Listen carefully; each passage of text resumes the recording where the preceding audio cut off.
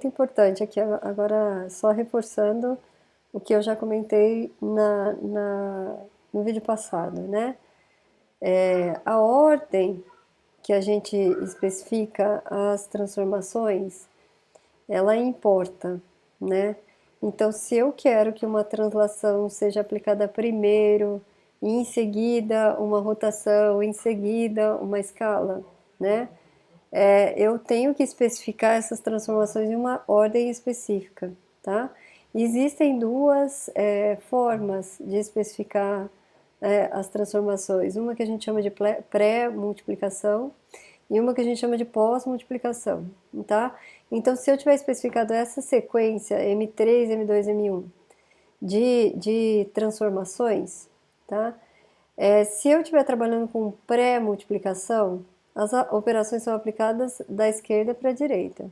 Então, elas são especificadas na ordem em que são aplicadas. Então, eu aplico M3 está especificado primeiro aqui, então é a primeira que eu vou aplicar. Aplico M3, em cima de M3 aplico M2, em cima do resultado aplico M1, tá?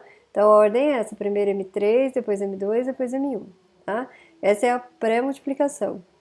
Mas também existe a pós-multiplicação, em que a primeira que será aplicada é a última especificada, tá? Então, primeiro eu aplico M1, em seguida, né, no resultado eu aplico M2, no resultado eu aplico M3, tá? O OpenGL usa pós-multiplicação, tá? Então, a primeira transformação que será aplicada é a que está mais próximo da especificação do objeto, tá? Que é aqui, não é? M1 é a que vai estar mais próxima do meu ponto P. Então, ela é a primeira aplicada, tá? No resultado, a gente aplica M2, no resultado, a gente aplica M3, tá? Isso é determinante quando a gente está querendo, por exemplo, aplicar essa rotação para o ponto fixo. A gente primeiro tem que levar o objeto para a origem, depois a rotação, depois levar de volta. Na ordem inversa, a gente, em vez de levar primeiro para a origem, aplicar a rotação e levar de volta, a gente primeiro afastaria esse ponto da origem, aplicaria uma rotação em torno da origem e depois voltaria, sei lá para onde, né?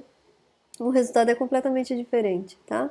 Então isso é muito importante, tá? Tem que frisar muito bem isso, porque os resultados lá no OpenGL também vão depender disso. A gente tem que ter em mente que a primeira transformação aplicada é a que está mais próxima do objeto, tá? Bom, depois, por último, vem a reflexão. A reflexão é só vocês pensarem, né? Se eu quiser fazer reflexão pelo eixo, reflexão como referência, tomando o eixo Y, tá? Então, o que que a gente tem que fazer? A gente tem que negar a coordenada Y. As coordenadas X continuam a mesma, né?